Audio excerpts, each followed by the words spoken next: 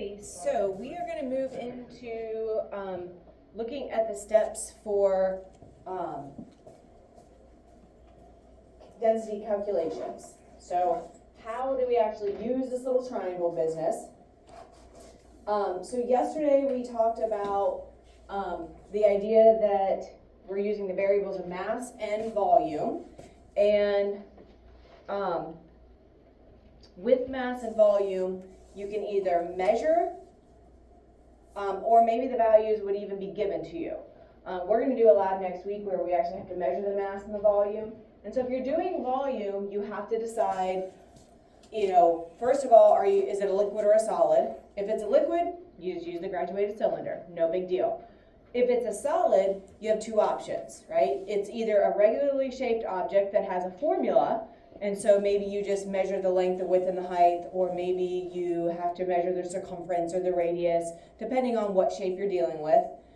And then you just multiply, plug the numbers into that formula.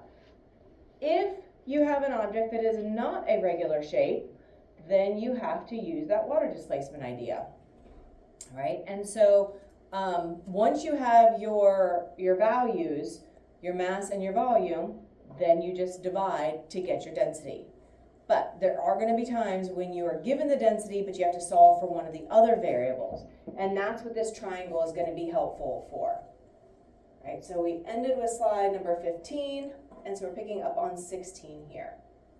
So here's what you do. And again, this process is something that we're going to use. I don't know, there's a bunch of equations, like 10 equations are going to use this same process. The only thing that'll be different is the variables that are inside that little triangle or pyramid. So all you have to do, and you'll always be given this triangle on paper, on your test, on everything, okay? So all you have to do is cover up what you're solving for. So like you actually cover up, if you're solving for density, you cover it up and you're left with mass and volume. If you're solving for volume, mass and density. If you're solving for mass, you're left with density and volume. So you cover up what you're solving for, and then the two variables that are left will either need to be divided or multiplied together. Notice the division sign and the multiplication sign. And so the pyramid's going to tell you what to do. So if I'm doing density, then mass divided by volume. And it looks like a fraction, which means division, m over v. You see just m over v, probably in your mind you're thinking divide. And that's exactly what you're supposed to be thinking. Okay? So, let's say we need to solve for volume. So we're going to cover up the volume, and I mean like actually like cover it up, and then you're left with m divided by d, or m over d, if you like that better. All right, so we get velocity, see I told you to do it. Volume equals mass divided by density. All right, so you don't have to learn 3 equations. You just have to know, okay, the standard equation for density is mass divided by volume, but we can rearrange it using the triangle. So if we need to solve for mass, then we just cover up the mass. And what are we left with here? What are we left with, Liam? D times V. Very good, D times V. And so the equation will be m equals D times V. And that's it. I mean, that's all we're doing here. So the triangle might look a little bit weird, but it's really simple to use. Did I go too fast? Okay. All right, so some things to consider. A few of you did this with the half-life calculations, but not too many of you. The people who actually did this got the answers right more often, but we're always going to underline information that is given, and we're going to circle what we're solving for. That is something that we're going to do all year long. So this isn't just something for density, but anytime we're dealing with some kind of a math problem, we are going to do this process. Underline what's given, circle what you're solving for. It just helps you key in and focus on the parts that help you solve it. You're gonna write your steps out as you work and always include the units. And again, we talked about that yesterday. Typically the problem is even gonna like steer you in the right direction. Like it might say how many grams is left, or how many grams are used. And so then you would be thinking, okay, my units are probably gonna be in grams if it's asking how many grams. So again, use any kind of clues and hints from the problem to help you pick those units if you're not sure. And then the final thing, you have to be careful with volume, because we can have volume for a solid and we can have volume for a liquid. And if we're using water displacement, we might be using liquids and solids in that process, but you have to make sure that you're giving your units in the correct, for the correct state of matter. So if it's a solid, it's going to be a length unit that will be cubed, so centimeter cubed, meter cubed. And if you think about it, we're talking cubed because the item we're looking at, we're evaluating in 3 dimensions. We're evaluating length, width, and height. Okay, that's 3-dimensional. It's not linear, where it's just like in 1 dimension. It's not area, where it's just a length and a width, which is 2-dimensional. We're looking at it from 3 dimensions, which is cubed, which is why the units have to represent that. And if it's a liquid, then we're using some version of the liter. Liquid, liter. So anytime you see liter, you should instantly be thinking liquid. All right, liter for liquid. And what do you do when you abbreviate the liter and you're using the letter L? What should you always do with it, Alexis? Capitalize that L so it doesn't look like a number 1. Good.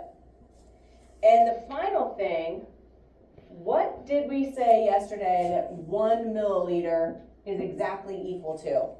You need to know this equivalence. A centimeter cubed. So if you have a centimeter cubed and you need to represent that as a liquid, it's equal to 1 milliliter or vice versa. Okay? So be very careful. If you need to represent a solid, it's this something, a length unit cubed. If you need to represent the liquid, it's going to be some version of the liter. All right, so slide number 19 starts our calculations. If you don't have a calculator, go ahead and grab one. If you need one of mine, grab it by the window.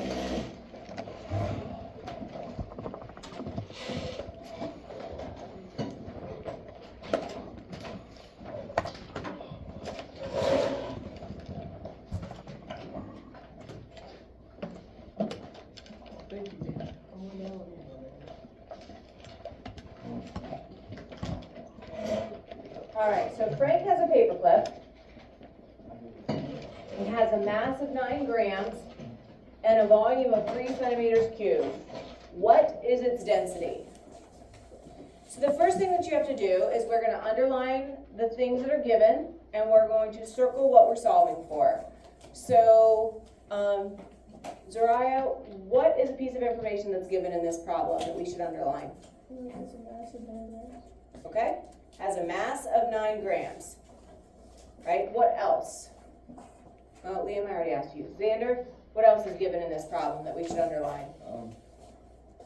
Zariah said 9 grams. 3 centimeters. Good. 3 centimeters cubed. So underline both of those things in the problem. Are they already underlined? No? Okay. Yeah. You make sure you do it. So what are we solving for here, Lauren? What are we solving for?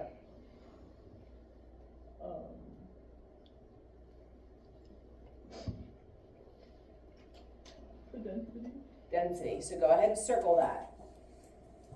So you underline what's given and you circle what we're solving for. It just help us key in on what equation we're going to use and how we're going to set it up. Okay? So let's fill in what we know. What is the mass? And this is really friendly. It comes out and says it has a mass of 9 grams. But if it would just say 9 grams, the gram should indicate in your brain that this is a mass. All right? So, but this problem is pretty simple. It says the mass is 9, so we can fill that in. And then the volume, it is also friendly. It says it, the volume is, what is that? Let's see, Jacob? 3. Okay, so 3 centimeters cubed. And then the density is our unknown, right? That's our question mark. That's what we're trying to figure out.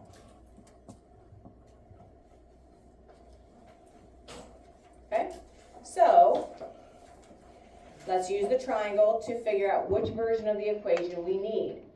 So we cover up D, because that's what we're trying to solve is density. All right, so if we cover up D, what are we left with here, Josie? M divided by B. So the equation will be D equals M divided by B. And it doesn't matter if you capitalize the letters here or if you make them lowercase. The only letter that really matters is when you're doing the liter, make sure you capitalize that. But for these variables, that's just kind of your choice. Don't want you to think that it matters. So D equals M divided by B. We already identified that the mass was 9. Right, so now we just plug them in. So here's our equation. So this is slide 21. The mass was 9. The volume was 3. Mass divided by volume gives us 3. And here's where the units come from. I put them in pink to kind of make them stand out. Whatever you do to your numbers, you're going to do to your units. It might be because it's too dark. Let me turn these lights back on. Yep. Okay.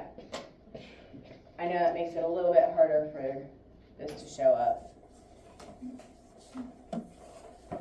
Whatever you do to your numbers, you have to do to your units. So if you take your, you divide your numbers, right, to get 3, you also divided your units. And so that's where the units come from for density. It's not just the gram and it's not just a centimeter cubed. It is that combination of them being divided. Just like you divided the numbers, you divide the units as well. Okay?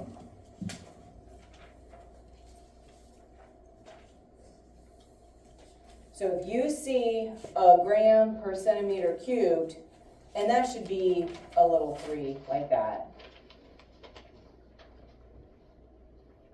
A mass divided by a length cubed is what you're looking for density. Okay? Is this representing a paperclip that is a solid or a paperclip that is a liquid, Dorian? Solid.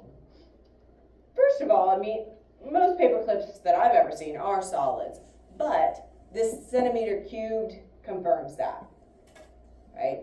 If it was a liquid paper clip for some reason, it would be a milliliter.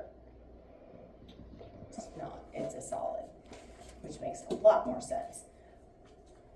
But there are situations where it could be a solid or a liquid, kind of like this. So Cindy has 5 milliliters of cough medicine. The medicine has a density of 5 grams per milliliter. What is its mass? So is this liquid cough medicine or is this a solid pill cough medicine? Because there's both. Liquid because you see the liter. Very good. Liquid for liter. Very good. Right? And you see it there as well. Okay, first step. Let's underline things that are given. So Addie, what are the 2 things that are given in this problem? 5 milliliters. Okay, and what else? 5 grams.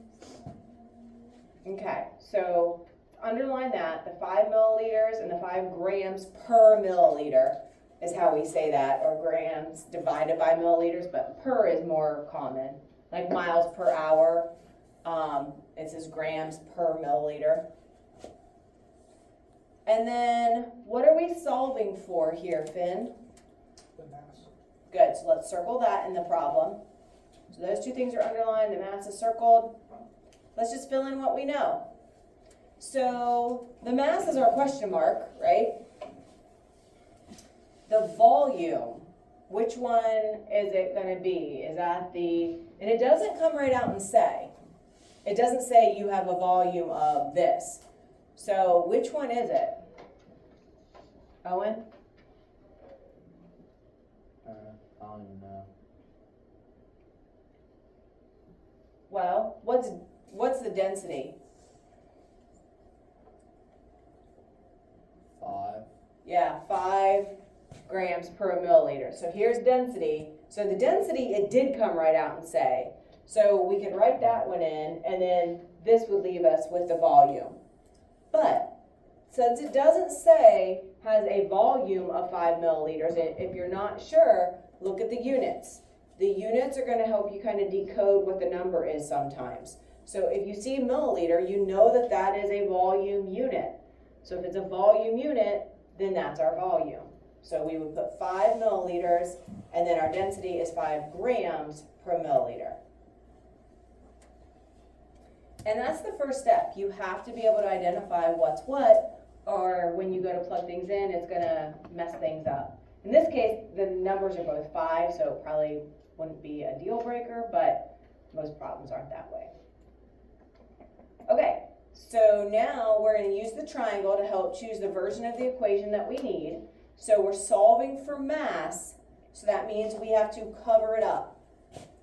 When I cover it up, what am I left with, Allison?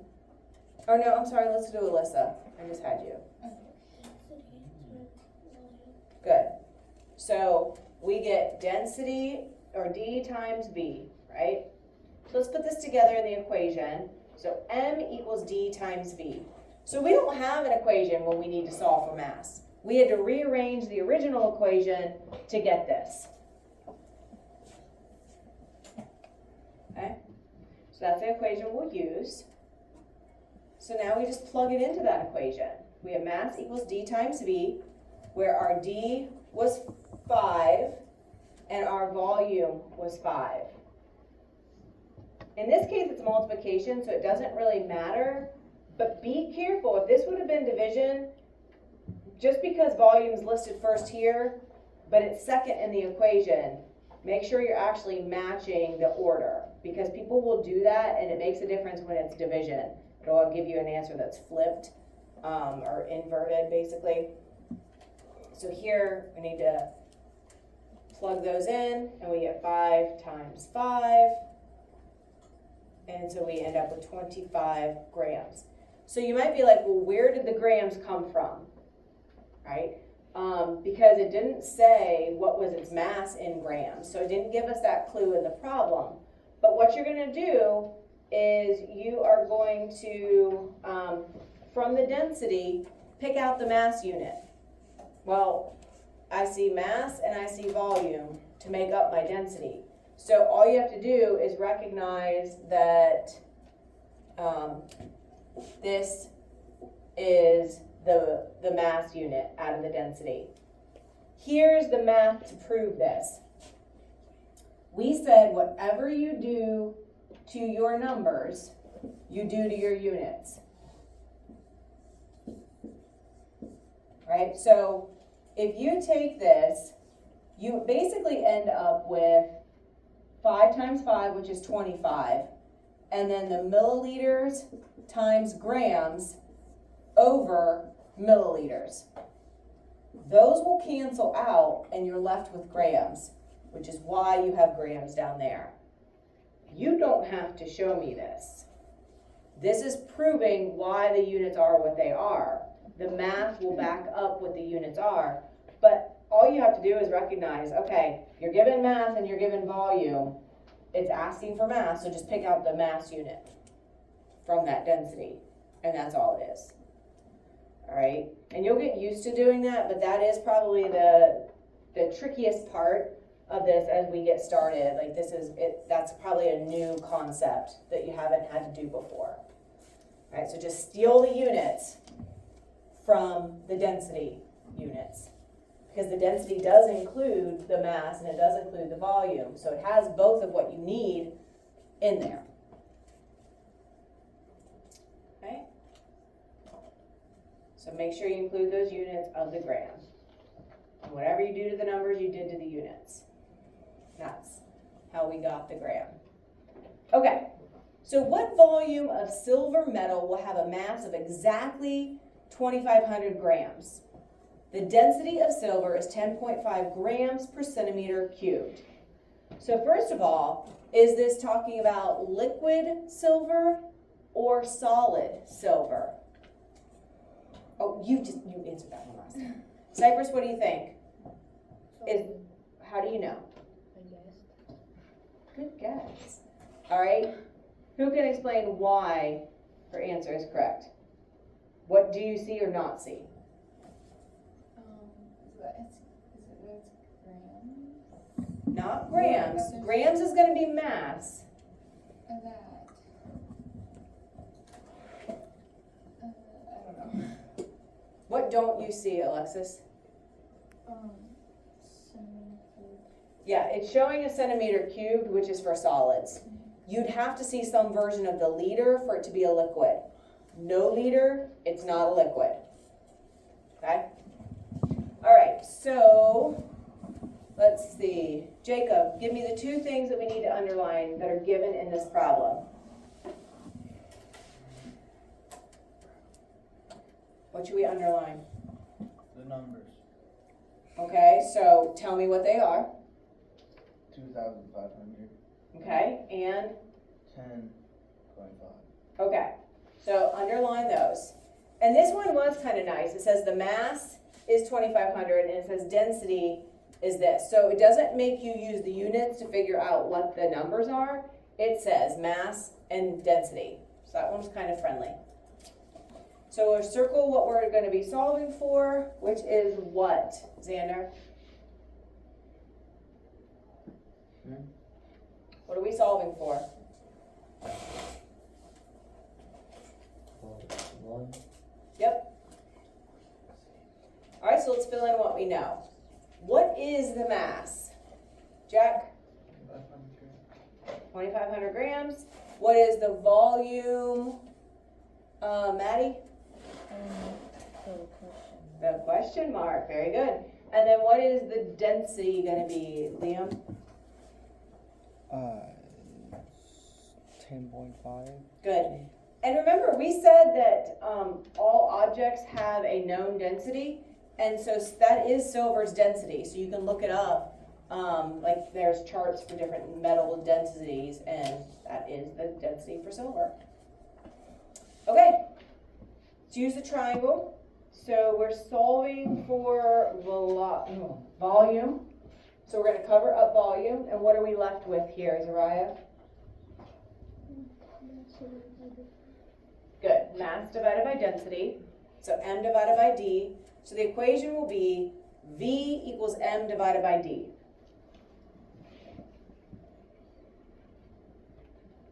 Okay.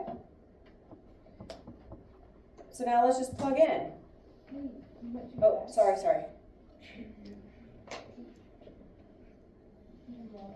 Oh, okay.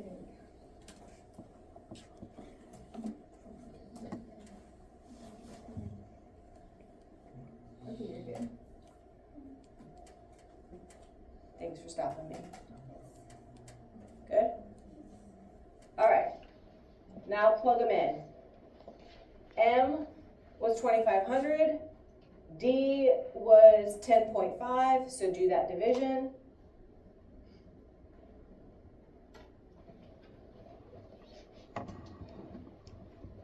What'd you get, Finn?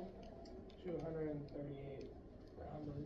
Okay. So 238.1. Okay. I don't care how you round. You can put it to a decimal, you can round to the whole. When we just do calculation practice, I'm not picky. The only time I'm picky is when we're doing a lab, and then I will tell you because I know how specific you need to be to get the results you need to get, so it's not confusing, right? But when we do any of these practice problems, I don't care how you round.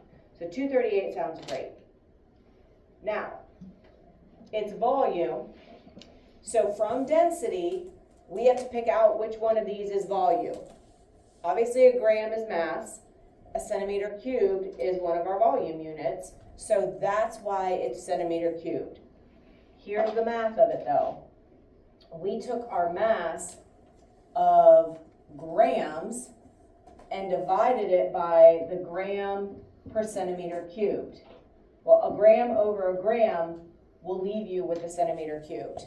Because whatever you do to your numbers, we divided our numbers, so we divide our units. So this went with the 2,500, this was the 10.5, those cancel, and you're left with centimeters cubed. I don't need you to do this, I just need you to be able to, from the density units, pick out the volume. And that's as hard as it gets. Okay? So, we're gonna stop there.